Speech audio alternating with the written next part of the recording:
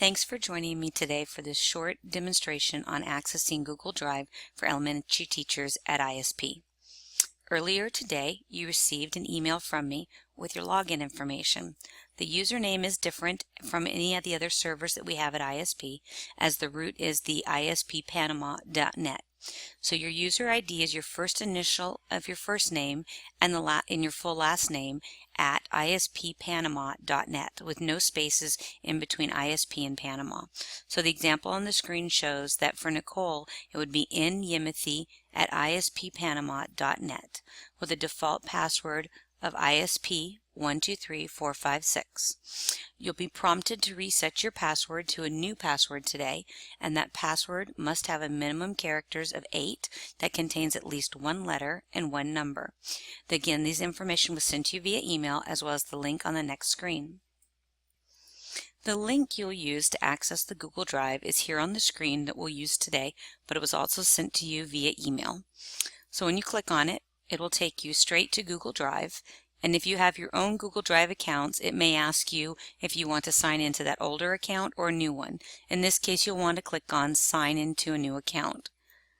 Once that prompts up, you'll go ahead and click on Add an account, and you'll put in your login that we've sent you earlier. Here in this demonstration, I'm going to use my fake teacher account, and remember that it's at isppanama.net.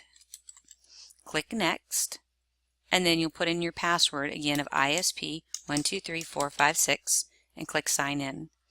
As I mentioned, it will prompt you to go ahead and accept the rules and regulations of using a Google Drive account. So you click Accept, and it will immediately prompt you to go ahead and set a new password. You cannot reset it as ISP123456, but you could reset it as simple as ISP12345, because that would be 8 characters including a letter and a number. So if you put in your new password and you put it in twice and click Save Password, and there it will save it, and it will take you to the main part of the Google Drive account. Here you'll see that you have your initial account, and you can go ahead and take a tutorial with the Google Drive account if you want or not, and we're going to go ahead and close out today. If you'd already had files here, you would see them listed down the middle area. If you want to go ahead and add new files, you simply click Add the New, and you can pick a folder or upload a document that's on your current computer, or you can go ahead and start a new document. So if I wanted to start a folder for my classroom, I could put in here homeroom. Maybe I was in 3.1, and I could go ahead and hit Create. And when the folder appears, there it is. Now I have my current view set as in a tiles format. If I wanted to change it to the grid format, I can just click over here on the side buttons. The other part is that we have groups that have been set up for each homeroom in elementary. So if you come up here and click on the Google Apps grid, it'll pop down the drop-down menu, and this is where you can access such as your account to be able to change passwords, the Gmail that's associated here with your Google Drive account, which each student would now have, jump back over to your Drive, view the calendar if you want to use it, or go ahead and access your groups. So I want to show the groups today. So we click here for group. This fake teacher has been a co-teacher put in there with Dan Kunzelman.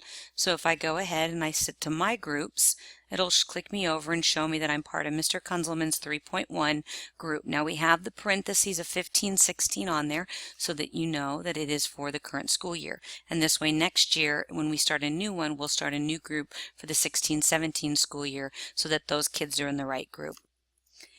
So if you want to go ahead and see who's in the group, you can click on Mr. Kunzelman or the name, and it will bring up the group box. And to view the members, you just come over here to members and click, and it will show you all the different members that have been added to your group and whether they are a member or they're the owner. So you can see here myself as the fake teacher is an owner, meaning that I can add and remove members from the group. Or you can see also Mr. Kunzelman is in here as also an owner of the group. If you want to be able to share between the different homerooms, then the owner, in this case Mr. Kunzelman, could go ahead and add in the other teachers from the grade levels. If you want to add parents, you can do that as well. And we're going to go ahead and show you how to add more members in just a moment. So to add new members, when you're in this phase here where you can see your current members, you come up and click on Manage, and then you can see all of your different people, and you can come over here to the side and you can either click Invite Members, or add them directly. So if you want to invite members, you'll go ahead and click on Invite Members, and you can paste in the email addresses, in this case maybe all your parents, including a message, and send the invites.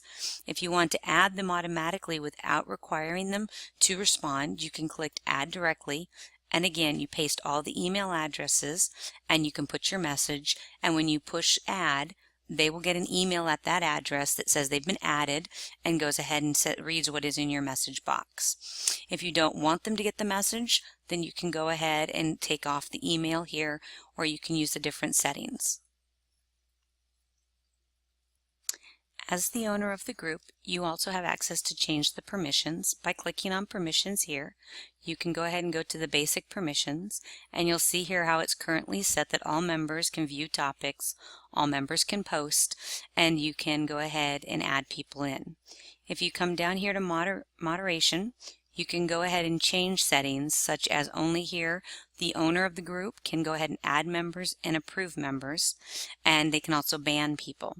If you want to go ahead and set settings for such as deleting topics or other things that are happening in your group, you can go ahead and control those as well as the owner. Under Access Permissions, you can also go ahead and change the settings of whether the group is public or view members or by email.